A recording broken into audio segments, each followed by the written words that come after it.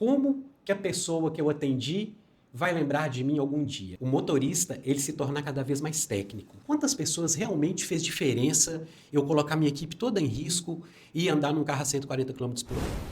Olá pessoal, sejam todos bem-vindos ao podcast do Conecta Atrio. Sou Alírio Júnior, sou fundador da Atrio Treinamentos. E é com grande alegria que eu trago o nosso primeiro convidado para abrilhantar e também estrear de forma majestosa, o nosso podcast. Um cara sensacional, colega de trabalho, ele é condutor socorrista, ele é empresário, pai, esposo, Tem uma humildade assim, incrível. A gente precisa aprender com ele, sobre a questão da humildade. Profissional assim de ponta, palestrante e Djalma. Djalma, muito obrigado, meu amigo. Imagina, um prazer enorme estar aqui estreando, Que honra, uma grande honra estar aqui estreando o podcast da Atrio e junto com você. Então, assim, para mim, realmente uma grande honra. Fico muito grato e muito agradecido. Muito obrigado por essa oportunidade incrível. Cara, muito obrigado mesmo. Para mim, para minha equipe, é um prazer, tá? Eu fico muito feliz, muito obrigado. É o início de um projeto que a gente precisa agora... a gente ensina pessoas a trabalhar com resgate no SAMU, mas agora a gente precisa trazer exemplos, Pessoas que já têm experiência, pessoas que já estão nessa área, e que têm relevância, E eu quero iniciar, tá? Para os meus alunos e seguidores, tanto no YouTube quanto no nosso Instagram. Vou começar com essa pergunta tanto quanto pesada. Sim. Mas o nosso trabalho ele é pesado, Claro.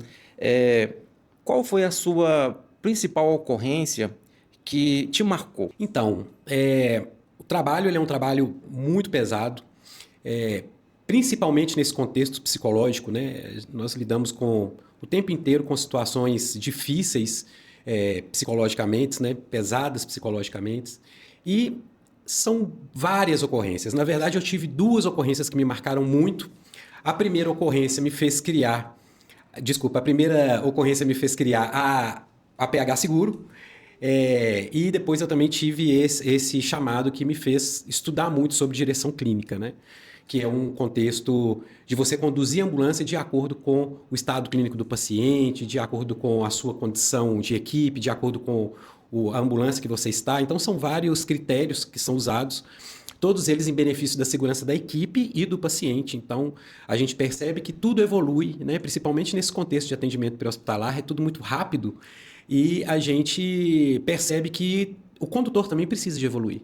Eu falo muito isso, que às vezes a gente fala assim, tem pessoas que já falaram comigo assim, você não tem vontade de fazer enfermagem, você não tem vontade de fazer medicina. Eu penso que como temos que ter bons médicos, bons enfermeiros, bons técnicos, nós também precisamos de bons condutores e condutoras. Bacana.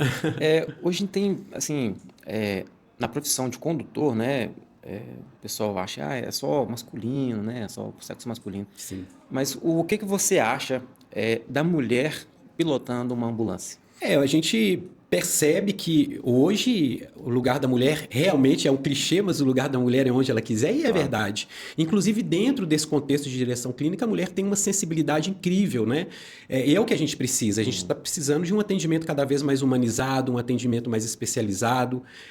Porque se fosse colocar na ambulância e levar, não precisava de ser um condutor, socorrista, não precisava de ter os cursos, não precisava de ser um motorista de ambulância. E a mulher, eu percebo a sensibilidade da mulher no volante, eu percebo a sensibilidade da mulher no trato com o acompanhante, às vezes, no trato com o paciente.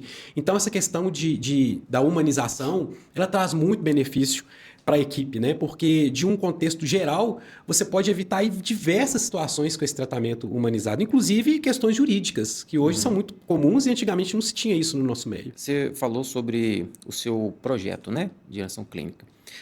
Como surgiu? Do que se trata esse projeto? Então, Direção Clínica, ela começou, na verdade, de um chamado. Essa ocorrência que me marcou muito. Eu já trabalhava no sistema, meu avô era motorista de ambulância, meu pai foi motorista de ambulância por um curto período, mas também foi. E eu acabo que eu trago isso no meu DNA, acredito, Eu sempre tive vontade de trabalhar. E eu lembro que, certa vez, antes de eu começar, eu falei com meu avô era um homem muito sábio, e eu falei com ele a respeito da minha vontade de começar logo, né? E ele falou comigo assim, mas por que você está com essa pressa de começar logo e tal? Eu falei com ele, bom, é porque tô com vontade de ligar aquela sirene, de sair com a ambulância, né? E é aquela coisa que a gente fala da emoção, né? Adrenalina, né? Exatamente. E aí ele falou comigo assim, eu não posso te dar conselho nenhum porque você vai viver isso. Eu tenho certeza que você vai gostar. O único conselho que eu posso te dar é o seguinte, você lembrar que você vai estar levando pessoas para alguém que está precisando. Então, cuidado quando você estiver dirigindo. Porque a ambulância pode matar uma pessoa. É um veículo também, né? E aí, no início do trabalho, eu fui mais devagar, fui ali pensando nessas questões, mas depois a gente empolga, né? Não tem jeito, o início da profissão é sempre... antigamente era, assim, muito ligada a essa questão da adrenalina, da emoção. E aí o projeto começou da seguinte forma. Depois de 10 anos trabalhando já no atendimento pré-hospitalar, eu comecei em 1996.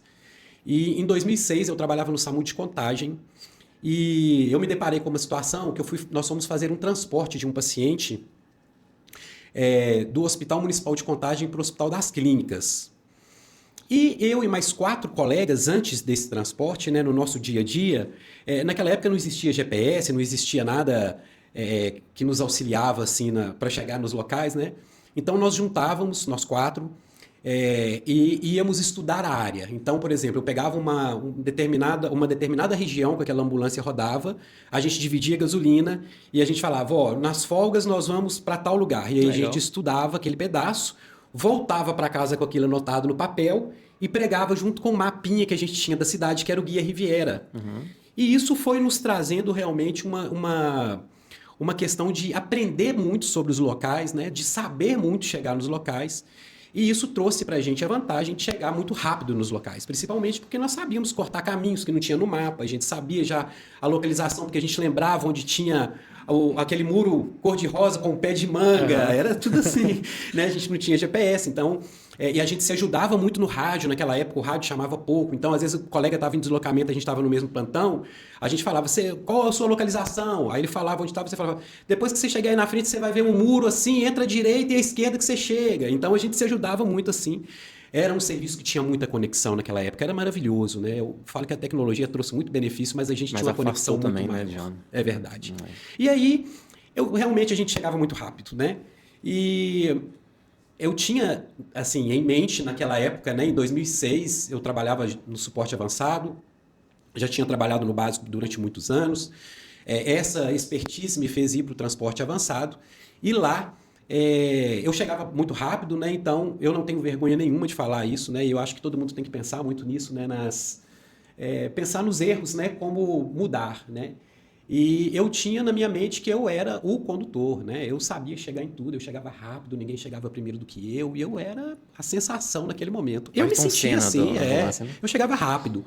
E aí um dia eu fui fazer esse transporte, essa médica me chamou num cantinho separado de todo mundo e falou comigo assim, olha só, eu sei que você chega rápido em muito lugar, eu sei que você conhece tudo, né? Eu sei que você vai chegar lá de olho fechado, só que nós estamos levando um paciente que tem 26 anos, ele tem filhos gêmeos, né? São um casalzinho de 3 anos, a esposa dele está lá no Hospital das Clínicas esperando ele chegar, e ele tem uma lesão que chama aneurisma de aorta. Se você pular um quebra-mola, se você passar num buraco muito brusca, né? Se fizer uma direção muito brusca, fizer uma curva muito forte, e se você bater esse cara vai morrer na nossa frente.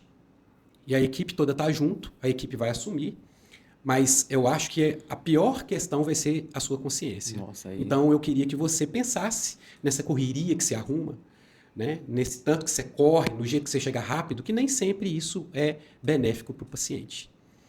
Quando ela me falou isso, eu lembrei do meu avô na hora, me veio na cabeça aquela mesma coisa que ele me falou lá tempos atrás.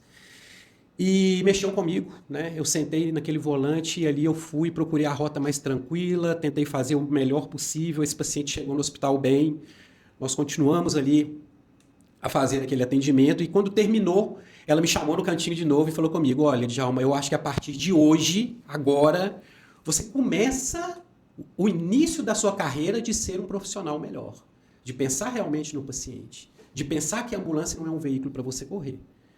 Isso aqui não é um carro para isso. Isso aqui é um carro para a gente poder tratar as pessoas, né? Sim. Então ela teve essa sabedoria, né? Essa sensibilidade, mais uma vez a sensibilidade feminina aparecendo, né? É.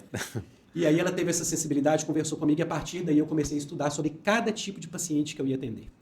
Então a gente começou a fazer o chamado debriefing, né? Eu era chato para fazer debriefing, que eu pedia todo mundo para fazer debriefing. Lá vem o Djalma com debriefing, 3 horas da manhã, depois da ocorrência, mas eu quero saber o que esse paciente tinha. E tem colega que não gosta de fazer, né, Djalma? É verdade. Ah, eu tô cansado, preciso descansar. Exato. Porque é 12 horas, depois tem que pegar mais um plantão e acaba o pessoal realmente não gosta de... Algumas pessoas, né? É verdade. Mas isso que você falou é de suma importância pra gente, né? E a sua história, né? Não te cortando, mas a sua história, ela tem que ser vista. Porque todos os colegas condutores, eu também iniciei como condutor, e eu tive a mesma visão no início, né? Que a ambulância tem que sair, né? Deslocando e tal. E a gente sente aquela emoção, não tem jeito de E é fugir gostoso disso também, na hora, né? É gostoso. É uma paixão que é uma adrenalina que fica viciado. A gente fica viciado com isso, né? A maturidade profissional vai trazendo a gente uma outra visão. Eu acredito que não é ser melhor, mas é ser mais maduro profissionalmente, né? Então, quando a gente começa a entender e olhar para trás e falar assim, quantas pessoas realmente fez diferença eu colocar minha equipe toda em risco e andar num carro a 140 km por hora? É um carro novo, pode estourar um pneu, e aí? Né? Então, eu acho que é uma reflexão que eu deixo aqui para todo mundo, que nem sempre é velocidade, né? A gente costuma falar que nem sempre é diesel. Então, às vezes a gente precisa de pensar muito mais nas consequências que isso pode nos levar do que nesse ato que muitas vezes parece heróico, mas na verdade a gente está colocando pessoas em risco. E essa coisa também do condutor somente fazer ali a habilitação, categoria D, né? E não ter um curso que vai ensinar essa experiência, né? Porque o pessoal chega e já quer, fica empolgado, já quer pegar a ambulância, quer, né? Precisa conhecer o material, precisa conhecer o equipamento, precisa entrosar com uma equipe, né? Costumo dizer que nos meus plantões, né? Tanto no resgate quanto no APH clínico, a gente precisa, todos nós conhecermos tanto o DEA, né, a quantidade de oxigênio que tem na ambulância. Exatamente. Né? Às vezes, mas eu não sei nem fazer a conta ali de quanto por cento que eu vou ter de O2, mas às vezes o O2, né, essa parte estrutural também, é só do condutor. Eu acho que é erroneamente ensinado isso, né? Isso. O checklist, cada um tem o seu checklist, né? Exatamente. Porém, a gente precisa estar antenado. Por exemplo, quem trabalha, o condutor, né? Fala pra gente assim, a diferença do condutor que trabalha na avançada ou no condutor que trabalha na básica. Por quê? Eu escuto falar assim, entre os colegas tem essa rixa, né, boba. O fulano de tal por exemplo, o Djalma é condutor de asa, é condutor de avançada, condutor de USA. Né? Fala pra gente a diferença desse profissional em cada equipe. Eu tenho isso muito claro porque eu trabalhei muitos anos não só ni ASA, não só ni USA, não só ni USB, não só ni AB, né? Mas como também trabalhei em transporte penitenciário. Então, eu tenho uma visão um pouco mais ampla de condutores de ambulância. Né? Então, o que eu posso falar para você é o seguinte. Dentre as funções do condutor de ambulância, dentre os tipos de condutor de ambulância, vamos falar assim, já que a gente está aqui separando, né, que eu não acho que deva separar, eu acho que todos nós precisamos de se capacitar igualmente para que nós possamos, todos nós, fazer o mesmo tipo de trabalho. Eu acredito muito na capacitação, na educação como forma de mudança de vida, na educação como forma de melhora não só profissional, mas melhora de vida. Né? Então, eu acredito muito na educação. O condutor da ambulância do transporte sanitário, ou da ambulância branca, ou da ambulância letiva, como falam, ou da ambulância de transporte, cada lugar é de uma forma, ele é um dos condutores que mais precisa saber sobre ações de primeiros socorros, sobre ações de suporte básico de vida. Por quê? Porque ele está levando um paciente tranquilo, que normalmente acabou de fazer ali uma hemodiálise, alguma coisa, mas quem diz que esse paciente não pode agravar de repente dentro dessa ambulância? Pode intercorrer qualquer momento. E aí ele não tem o suporte avançado ali imediatamente para ajudar ele. Ele não tem nenhum DEA para poder, junto com a equipe da AB, para poder fazer esse atendimento. Então ele precisa de saber o suporte básico de vida, que é o que eu acho verdadeiramente a base, a essência de tudo, o suporte básico de vida, que é o que a Atrio faz. Esse treinamento de suporte básico de vida, ensinar os primeiros passos, ensinar o leigo a dar o primeiro atendimento. Não adianta o suporte avançado chegar depois de um tempo que não foi feito nada no básico, né? Agora, quando eu falo de ambulância de suporte B, o USB, por exemplo, normalmente, quando a equipe da USA chega do suporte avançado, já está tudo preparado pela ambulância da básica. Então, o condutor da básica, ele é sensacional, porque ele já fez a sinalização da cena, ele já olhou a segurança da equipe, ele já deixou pronto para quando a sua ambulância chegar, já está tudo no jeito para você estacionar. Muitas vezes o paciente já está embarcado dentro da ambulância, com acesso venoso, com prancha, com imobilização, todo pronto. E aí a equipe da USA chega e administra aquela ocorrência com os critérios médicos, né, e com os critérios de mais invasão nesse paciente, porque ali era necessário. Então, eu acredito que a ordem que pensam que é de cima para baixo, para mim é o contrário. Para mim é de baixo para cima. Claro. Quanto menos recurso você tem, mais preparado você tem que ser. Então, por isso eu valorizo muito a USB. Eu acho que é o coração do sistema, é o USB.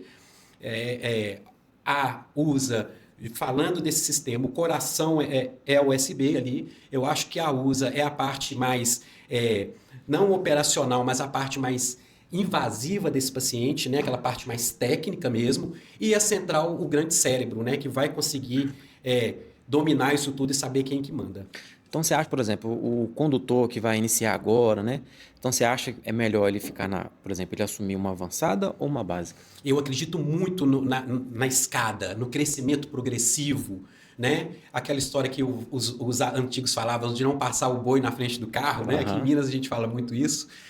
Mas eu acredito muito nesse crescimento profissional, justamente para trazer esse amadurecimento, né? Porque para você entender que não vai ser a velocidade, para você entender que uma ambulância que está muito fria, se você trabalha lá no sul, você pode prejudicar esse paciente por causa da hipotermia, claro, né? Então a pessoa vê você mexendo no ar-condicionado e fala, não, o cara está grave lá atrás, o condutor está mexendo no ar-condicionado.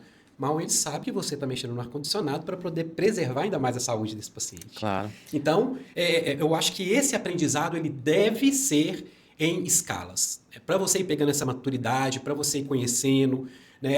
Onde eu trabalho hoje, a gente faz o checklist em equipe, isso foi maravilhoso. Por quê? O que acontece? Lá, a gente consegue eu tirar minhas dúvidas com o médico sobre um paciente, ele consegue me perguntar por que você fez aquele caminho que é mais longo ao invés de você fazer aquele caminho que é mais curto? Ô, doutor, porque nós estávamos com um paciente que era um paciente ansioso. Então, se eu passo ali naquele caminho, esse paciente tem crise de ansiedade, é hipertenso, se eu passo naquele caminho ali onde tem aqueles sons de carro alto ali, naquele meio daquela bagunça, esse paciente poderia ficar ansioso dentro da ambulância e aí ele começar a ter uma hipertensão. Então, tudo isso o condutor precisa de pensar, não é só sentar e dirigir. Né? Ele precisa de ter essa visão muito ampla. Vai muito além de volante, muito além, né? É muito além, é muito além. Tem algumas pessoas também que têm uma certa vaidade, né? Eu já ouvi, inclusive em plantões, né, no resgate, por exemplo, assim, não, meu motorista. Não, eu não sou motorista, sou condutor. Tem isso, não tem? Tem isso muito. Eu acredito que isso está muito ligado ao interno mesmo da pessoa, né? Eu não importo que me chame de motorista, eu não importo que fale que eu sou condutor socorrista, não importa que eu fale que eu sou motorista de ambulância, condutor de ambulância. Eu acho que o que tem que estar dentro da pessoa realmente é ela se comprometer ao que ela se propôs a fazer. Né? Então, se você trabalha no resgate, como você trabalha, é uma experiência brutal. E aí eu vou te falar, Lírio, eu trabalhei no resgate durante o período resgate rodoviário, durante o período de 6 meses. E sabe o que aconteceu comigo? Eu falei assim, isso aqui não é para mim. E não era para mim. Por quê? A gente precisa de ter essa maturidade. Eu entendia que o resgate rodoviário, naquele momento que eu trabalhava, naquele local que eu trabalhava, me trazia muito mais risco de vida do que benefício para quem eu ia atender. Então eu falei, isso aqui não é para mim. E aí eu saí, pedi para sair. Né? Por quê? Porque eu não me sentia seguro naquele ambiente. E né? Muitos protocolos, né, de algumas instituições, por exemplo, resgates, né, por aí. O condutor, ele é responsável pela segurança da equipe. Né? Desde o momento, durante o deslocamento para a ocorrência, né, até a chegada. Porque tem que sinalizar, né, em rodovia é diferente né, por exemplo, dentro da cidade, né, trecho urbano. Então, eu acho que o condutor em rodovias, principalmente, é uma peça fundamental. Nossa, o condutor de rodovia, desculpa, mas eu fico até empolgado de falar do condutor do tipo C, da ambulância tipo C, porque a quantidade de informação que ele precisa de ter, além disso tudo, além de ser um condutor que ele precisa de conhecer de tudo, ele precisa de manusear aqueles materiais, né? Então você pensa que se você cortar um carro no local errado, você pode matar uma pessoa dentro desse carro, ou você pode se machucar, né? Então ele precisa de entender de estrutura mecânica, ele precisa de entender de engenharia, ele precisa de entender de diversos pontos que ninguém nem faz ideia. Esse é o condutor tipo C. É sensacional. Sim. É sensacional. Eu tenho orgulho de falar que eu bonito. comecei como condutor de categoria C, né? É muito bonito. Porque o resgate, né? A gente tem algumas ambulâncias, né? Os tipos de ambulâncias, né? E o tipo C é aquela ambulância que precisa ter desencarcerador, Exato. né? E o condutor, além de dirigir, né? Ele precisa saber socorrer, obviamente, Exato. mas também desencarcerar. Exato. Né? O mesmo trabalho que o bombeiro faz, né? Ele precisa saber desencarcerar. Você falou muito bem aí, o condutor, ele é o resgatista, né? Da função, né? Ele é o socorrista resgatista, né? E fica com ele a responsabilidade, né? Lógico que é de todos, mas principalmente do condutor, né? Ele precisa saber onde você falou mesmo, onde cortar. Ainda mais agora esses carros mais novos aí, né? Que precisa, tem airbags, lateral. Laterais, igual o BMW, por exemplo. Claro. Você precisa saber onde vai cortar, né? Porque se a vítima está ali sobre o volante, por exemplo, né? Você pode acionar, né? E o airbag acionar e causa uma lesão, né? Que até então às vezes não tinha, mas agora tem, né? E aí você tocou num ponto muito especial. É o ponto é a tecla que eu bato. E eu ainda vou, mesmo que eu tiver velho, eu ainda vou ver isso.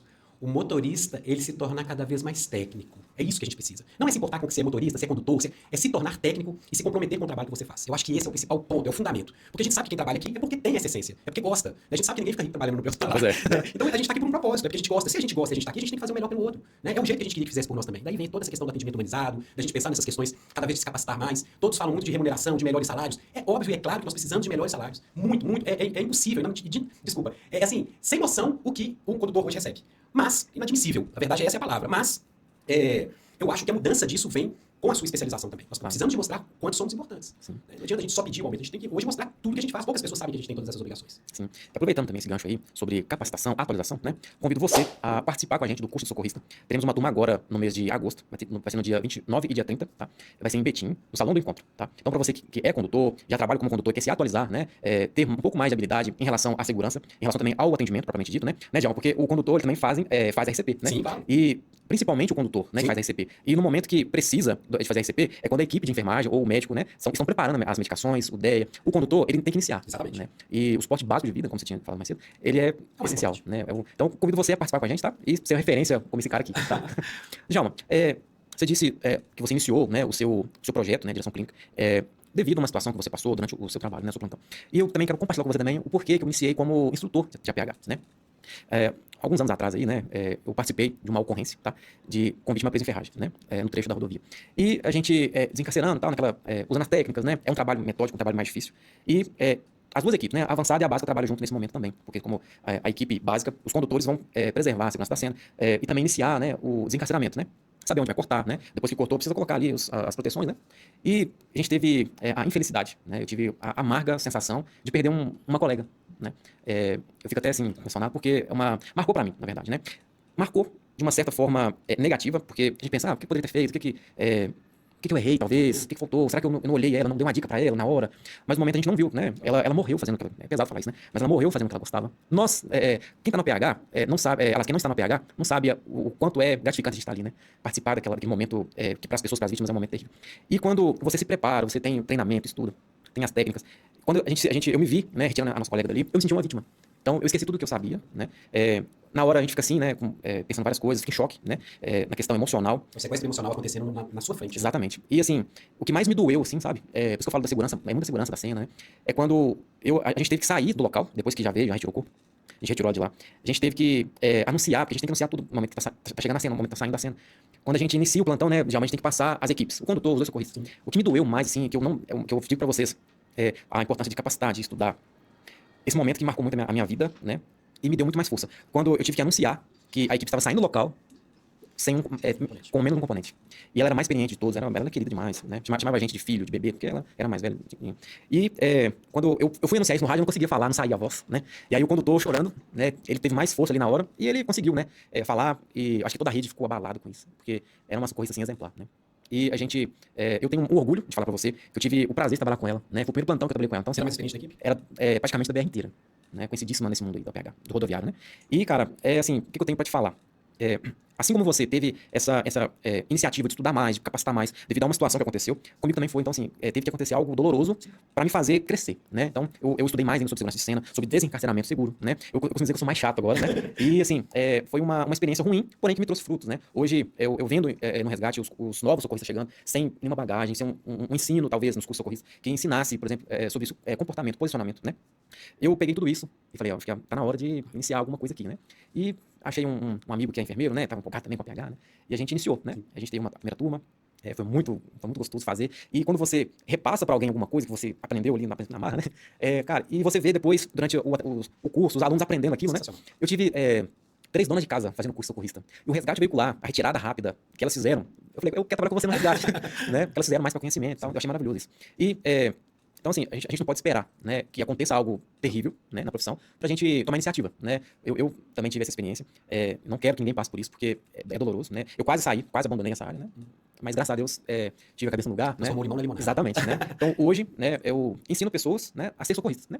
Não só quem quer trabalhar no SAMU, no resgate, né? Mas técnico em segurança do trabalho é um profissional que precisa ter esse treinamento, sim, né? Porque ele também vai dar treinamentos, né, para o pessoal. E também o pessoal que trabalha, né, na mineradoras, que tem recorrência de acidentes gigantescos, né? E quase ninguém sabe, porque eles não divulgam muito, né?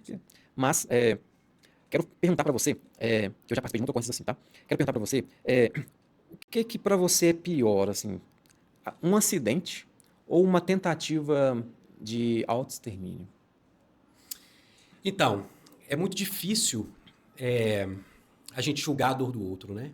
A gente não pode julgar nada do outro. Então, o acidente eu acho que é uma questão que às vezes ela vem muito sem esperar mesmo, né? Então aconteceu um acidente, a família tá ali e aconteceu. E aí a gente atende acidente, tem criança na cena, né? Ferida, às vezes já em óbito, cenas emocionalmente fortes.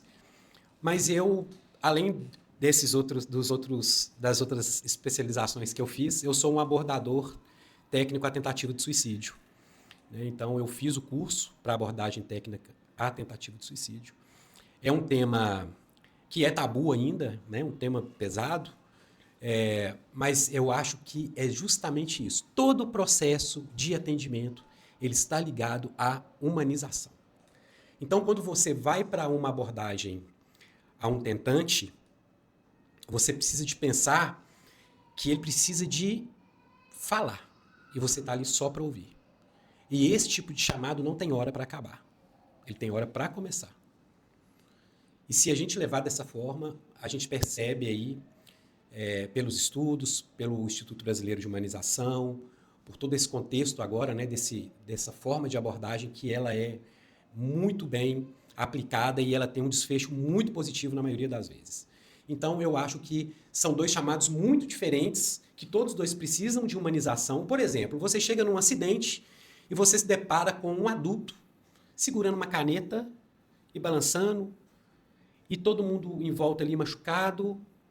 Ele não tem nenhuma identificação, mas pelo tipo do paciente você pode começar a pensar que ele é um paciente com o transtorno do espectro autista. E aí você já tem que ter essa observação de como eu vou proteger esse paciente, como eu vou abordar esse paciente. Então toda ação precisa de técnica, precisa de treinamento. Uma sensibilidade também, Por isso, né? a gente precisa começar do básico, ir subindo, ir escalando, porque isso vai trazendo essa maturidade de quando você chegar numa cena, você conseguir ter esse controle emocional, você conseguir observar a cena de uma maneira técnica e não observar ela com a emoção. Então, eu acho que esse é o grande papel do condutor, juntamente com a equipe. A equipe precisa de pensar que nós somos mais do que multidisciplinares, nós somos interdisciplinares. O multidisciplinar, ele tem o seu papel e ele só executa o seu papel muito bem e pronto, e comunica-se pouco, mas várias funções dentro do multi. O interdisciplinar, eles trocam essas experiências. É claro, respeitando a hierarquia, respeitando a profissão, mas nós precisamos de ter muito mais do que comunicação. A gente precisa de ter conexão com a equipe. Então, são ocorrências diferentes que exigem preparo mental e sempre o uso da técnica. Então, eu tenho técnica para abordar o tentante, eu tenho técnica para poder abordar um acidente. Isso é o mais importante, né? Eu não consigo hoje diferenciar uma ocorrência realmente mais difícil da outra. Tem ocorrências que me tocam mais, ocorrências com crianças me tocam mais hoje, principalmente porque eu sou pai, tenho filha, tenho uma ligação muito forte, então eu dirijo o carro que eu trabalho e no meu celular raramente tem um GPS, mas a foto da minha menina tem. E ali eu penso. Quando eu vejo a foto dela, eu penso, esse paciente que eu estou indo atender é muito importante. Ele é importantíssimo, eu preciso de fazer alguma coisa por ele ou por ela, por quem for. Mas a minha filha está me esperando em casa e eu preciso de voltar. E assim eu penso com todos que estão junto comigo. Né? Esse eu acho que é o grande feeling que a gente tem que pegar para poder parar de trabalhar só com emoção. Pessoal, então vocês estão percebendo a importância do condutor? E também esse personagem também aqui, a importância dele também, para mostrar para a gente, né, que o condutor não é só dirigir. Né? Então, já peço para vocês, curte, compartilhem, né? Se inscrevam no canal, porque nós vamos trazer mais pessoas desse nível. Né? Então, fiquem ligados aí para receber mais notícias aí do nosso podcast. Tá? Quem está querendo, pensando em se tornar socorrista, se tornar condutor socorrista, né? Uhum. O que você diria para essa pessoa? Qual o conselho? Por onde começar? Né? Porque a gente viu aqui que tem muita parte técnica, né, que precisa ser dita, precisa ser estudada. Né? O condutor ele tem uma função, então não é só dirigir, né, como você disse.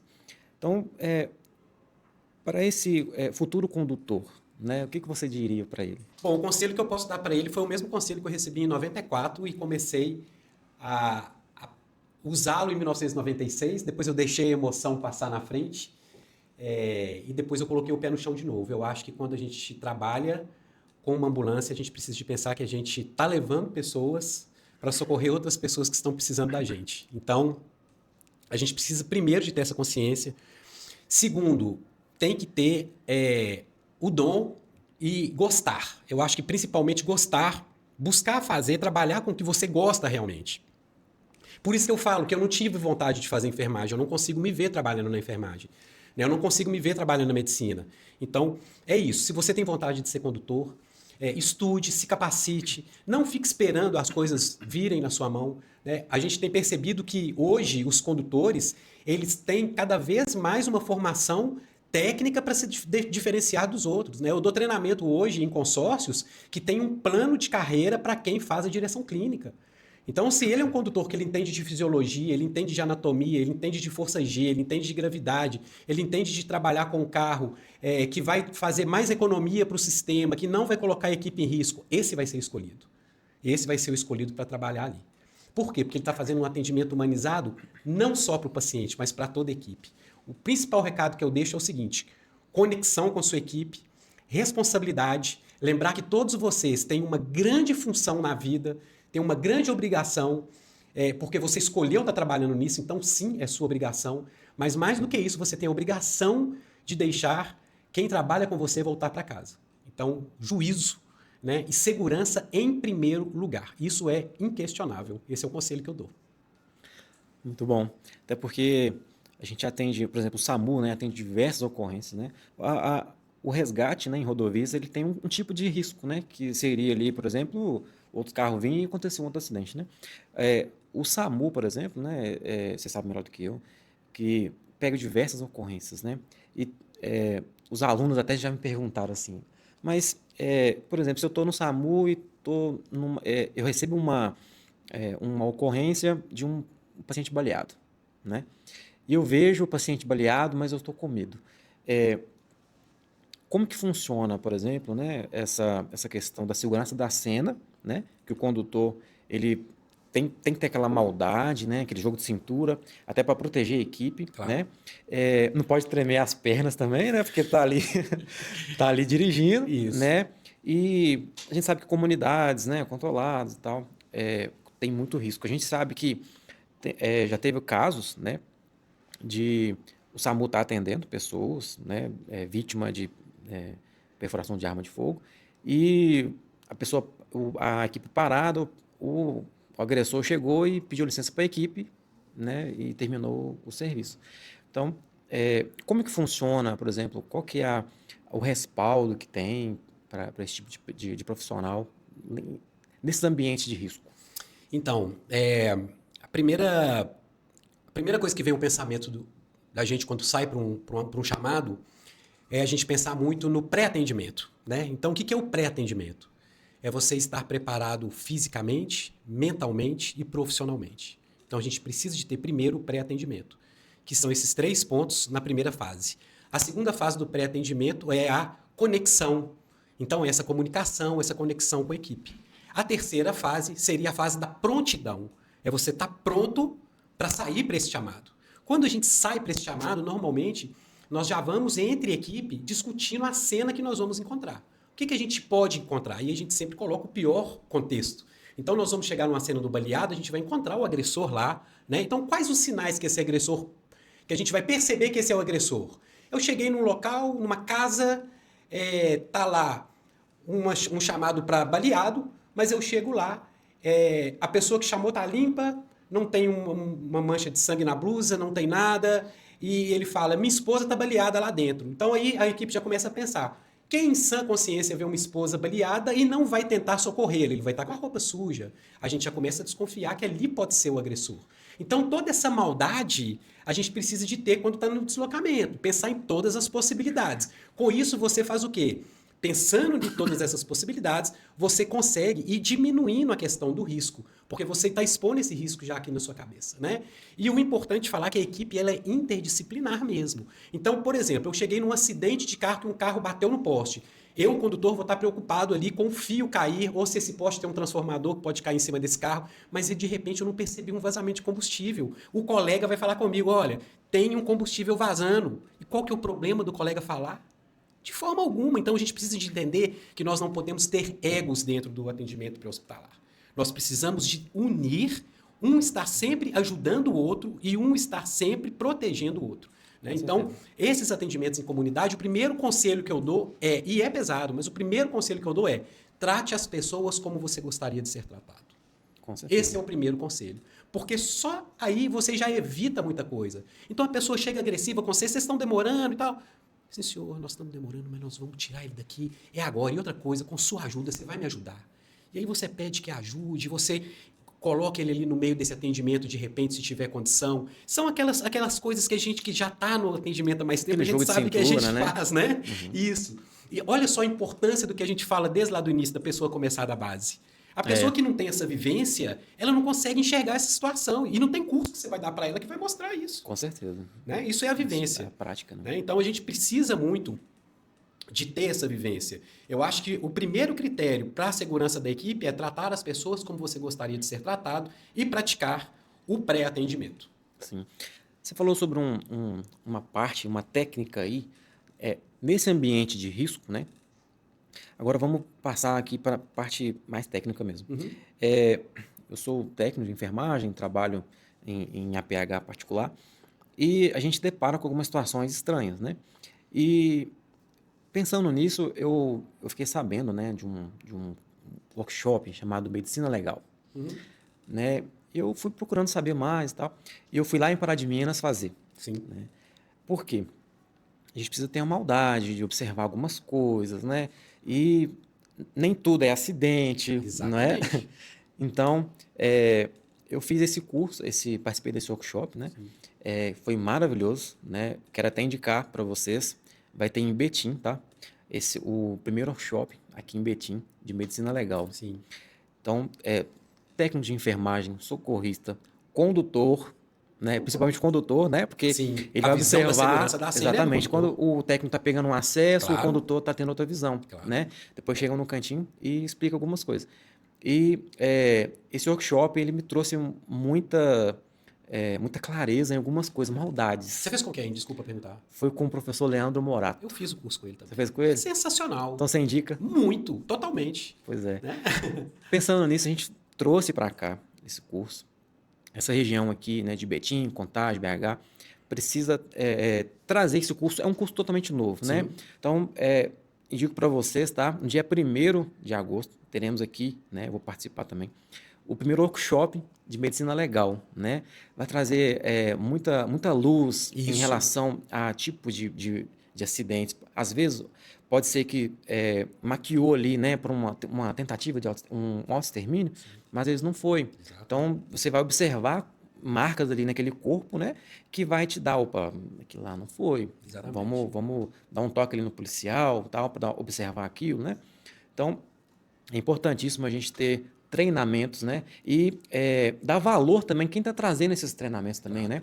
O professor Leandro, ele é bombeiro militar, né? Ele também é advogado e se especializou, né, em medicina legal. E ele está com esse curso novo aí. Então, a gente precisa ajudar ele a disseminar esse curso. Exatamente. Né? Eu aprendi com o Dr. Leandro, desculpa te cortar, mas eu acho importante a gente falar aqui, dar um spoilerzinho, né? Sim. Eu aprendi com o Dr. Leandro, dentro desse curso, uma coisa que é muito rotina nossa. Então, quando a gente vai numa vítima de agressão, por exemplo, a primeira coisa que a gente faz depois do X, aquela verificação, X, A, B, C, D, quando chega no E, a gente vai fazer a exposição da vítima, normalmente ela já está dentro da ambulância. Então, ali a gente corta a roupa e expõe aquela vítima para a gente ver se tem mais algum outro ferimento, para ver se tem algum outro contexto ali que precisa de ser tratado.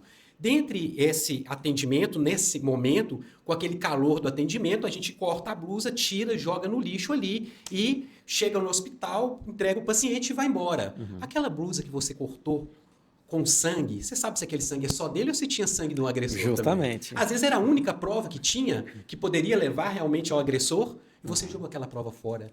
Então, olha como é importante um curso desse. A gente, mas medicina legal não tem nada a ver comigo. Não é para você ser legista.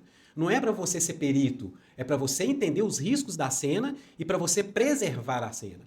Então, eu realmente indico o curso do Leandro. Eu já fiz, acho sensacional e aprendi muito com ele. Indico, não perca essa oportunidade. Com certeza. Você falou praticamente o curso, você resumiu o curso, né? Mas, de fato. Agora, tem uma classe profissional que é importante também ter esse curso, sabe, Djalma? Não é só o APH, não é só o técnico de enfermagem que vai subir o morro lá para poder atender, que vai atender uma criança, né, com algumas, né, a gente sabe que é pesado isso. Sim.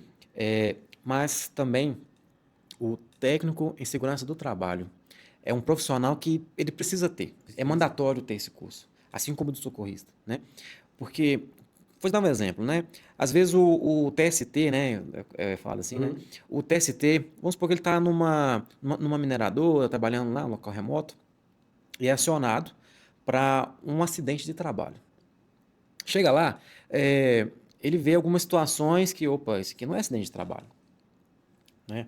Pode ser que esse colaborador teve um desentendimento e foi atingido, talvez, com algum objeto. Aí ele vai identificar se é contundente, pérfuro cortante, né? E lá no curso vai ter essas matérias todas aí. Então, se você é técnico em segurança do trabalho, faça o curso, tá? Tem o professor Leandro, ele tem uma página no Instagram, né? Chamada Prontuário Forense. Chama ele lá e fala para ele, olha, professor, eu vi lá no podcast da Treinamento no Conecta Átrio, e tanto o Alírio quanto o Djalma falando do curso, né? Que vai ter um desconto. Aí, tá vendo? Pode falar que a gente paga o desconto, né? Com certeza. Se não tiver. Então, faça o curso, tá? Pro seu currículo vai ser, assim, um diferencial gigantesco, tá? Então, o profissional que ele se qualifica, ele é diferenciado, né? Com certeza. É verdade. Eu servi exército, tá? Eu conheci o APH no exército, né? E quando na época tinha o torniquete, aquela coisa toda, ainda o torniquete era, né, não era tão demonizado igual foi uma época aí. E quando a gente tinha reunião com o comandante, né, ele falava, a farda de vocês, aqui tem 200 soldados, porém a farda de vocês é igual. O que vai diferenciar é o que você quer ser. Qual militar você quer ser, né? E a mesma coisa, eu pergunto, né? Qual condutor você quer ser? Né? Você quer ser igual o Djalma? Escritor, empresário, né? É o condutor empresário. Então, já tira totalmente aquela questão assim, o condutor é inferior, negativo. Esse cara, ele é referência, né? Referência. Congressos, medicina. Eu conheci ele num congresso de medicina, né?